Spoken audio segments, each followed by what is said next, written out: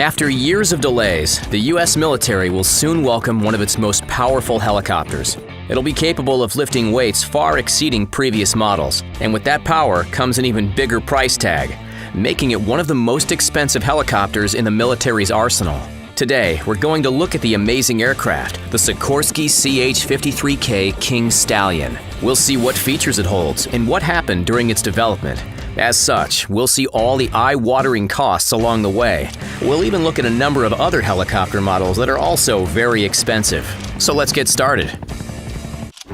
Currently, the U.S. military is using the CH-53E Super Stallion as its go-to heavy lift helicopter. However, this model has been in operation since 1981. As a result, the U.S. were looking to replace the aging specialized helicopter for something more modern, more powerful. So the U.S. military turned to the creators of the Super Stallion to come up with an updated model. That being Sikorsky, who have been a subsidiary of defense manufacturing juggernauts Lockheed Martin since 2015 after they were purchased for $9 billion.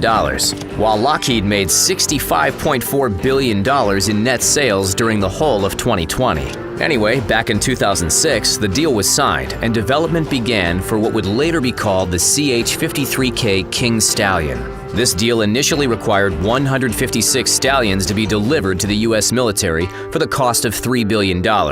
Only a year later, the number of copters increased to 207. With orders in place, Sikorsky opened up the Precision Components Technology Center in Stratford, Connecticut for the cost of $20 million. This facility would specialize in generating various parts needed for the CH-53K. From there, the company created 2 prototypes of the CH-53K. In 2013, the U.S. gave the company a further $435 million to create another 4 prototypes. In 2018, the U.S. received their first King Stallion, which are 99 feet long and 28 feet in height. However, there were problems. A number of technical issues were discovered during testing of the new helicopters. Time magazine stated that the problems included, quote, exhaust gas sucked back into the engine, limited service life for parts for the main rotor gearbox, deficiencies with the tail rotor and drive shaft, and late deliveries of redesigned parts, unquote. That seems like a lot of stuff that might be wrong. After these have been addressed, further testing is expected to happen this year. While the King Stallion won't be introduced to the military's active fleet until 2023 at the earliest, according to reports. In the meantime, the pilots can still get used to the new layout on the King Stallion since the training program, the Containerized Flight Training Device, or CFTD, was delivered to the U.S. military during 2020. While creating the Maintenance Training Device Suite, or MTDS, and a Helicopter Emulation Maintenance Trainer, or HEMT, was awarded to Kratos Defense and Security Solutions in 2013 for $8.5 million. Due to the King Stallion being a heavy-lift helicopter, its main purpose is to, well, lift heavy objects. For example, its external lift capabilities can lift items up to 36,000 pounds in weight. On top of that, it can actually fly while carrying the items. That's the same weight as lifting 2.5 adult elephants, making it one of the most powerful helicopters in the world. This power will be useful in carrying vehicles such as the High Mobility Multi-Purpose Wheeled Vehicle, or HMMWV, which weighs around 14,000 pounds. Lockheed Martin have stated that the King Stallion can carry twice as much payload as the Super Stallion. They further added that in the future, the King will only require small modifications to further increase the already massive maximum payload capabilities. With the added 36,000-pound weight, this takes the full weight of the King Stallion to 91,000 pounds. For tactical missions, small vehicles can even be placed inside the cabin in lieu of troops. But if they do take the troops, excluding the 2 pilots, it has 32 crash-worthy seats that can be added and removed in the main cabin. The Stallion can be used for patient transport as well. In this case, they can stack 24 patients within the cabin.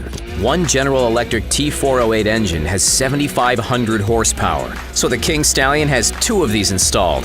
This power grants the helicopter a top speed of 170 knots, or 196 miles per hour. General Electric was awarded the contract to supply their engines for the project during 2017 for the cost of $143 million. The internal fuel capacity can hold up to 2,286 gallons of fuel, which aids the helicopter in getting a maximum range of 530 130 miles. Lockheed have stated that the fuel efficiency is 18% improved on the Super Stallion. On top of all this, the King Stallion also comes with a few neat extra pieces of equipment and features. For pilots, there's triple redundant fly-by-wire flight controls. The chopper also has aerial refueling capabilities. It's been created to cope in all weather conditions. The helicopter is able to be stored onto an aircraft carrier with no issues.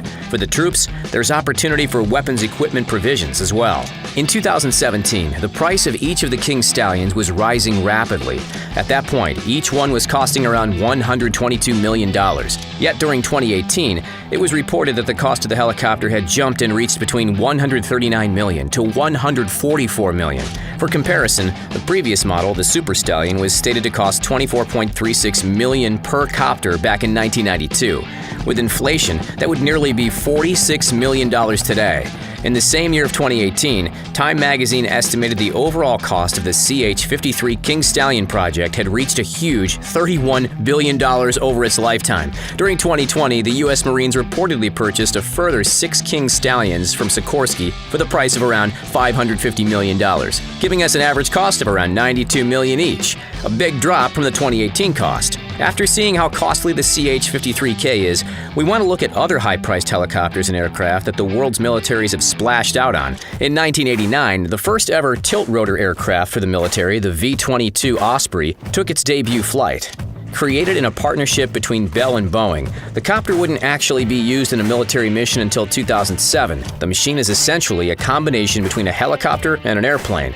As such, it has 2 functions with vertical takeoff and landing, or VTOL, and short takeoff and landing, or STOL. In 1986, the development contract was awarded to Bell and Boeing to produce 6 prototypes. This deal amounted to around $1.7 billion at the time. The government was expecting to pay $20 billion for 913 Ospreys over its lifetime. With recent updates, the Osprey is able to reach a top speed of 270 knots or 311 miles per hour. At the moment, each Osprey cost around $75 million to purchase. In 2020, a civilian version of the V-22 Osprey, the AW609, by Italian company Leonardo, was nearing its release after 24 years in development. At the time, it was expected to cost between $20 and $30 million. During 1995, the first NH-90 had its debut flight. This multi-purpose chopper was created by NH Industries. This group is formed of a number of European aviation companies that were looking to create a helicopter to meet NATO's needs. The companies that founded the group include Airbus Helicopter, Leonardo, and Fokker Aerostructures. The N90 is a medium-sized chopper that's able to operate both land and maritime objectives. During 2000, the governments from Germany, Italy, France, and the Netherlands signed a joint deal to order their own NH90s. They purchased a collective 366 helicopters at the price of $8.6 billion, which is a price of around $23.5 million per helicopter. Then in 2006, the NH90 was picked up by New Zealand. They bought 8 aircrafts for 771 million New Zealand dollars, or around 553 million American, giving us a price of around 69 million US dollars per helicopter. The NH90 is able to hold 23 troops altogether with a sling capacity of nearly 8,820 pounds. They also have a top speed of 186 miles per hour with a range of 610 miles. According to SVT in Sweden, during 2018, the NH90s cost a lot more than originally expected to operate. For just 1 hour of flight, they found the expenditure was 200,000 Swedish krona, or around $24,000, which was 5 times more expensive than slightly smaller models. Final fact finish. One of the most expensive military vehicles in the world is the CVN-78, now known as the USS Gerald R. Ford. This aircraft carrier was first constructed in 2008. It wasn't until 2017 when the U.S. Navy had the ship delivered. This vessel is able to hold over 75 aircrafts at a time. Due to delays, the estimated cost of the single ship has amounted to over $13 billion. Thanks for joining us today. We'll see you next time.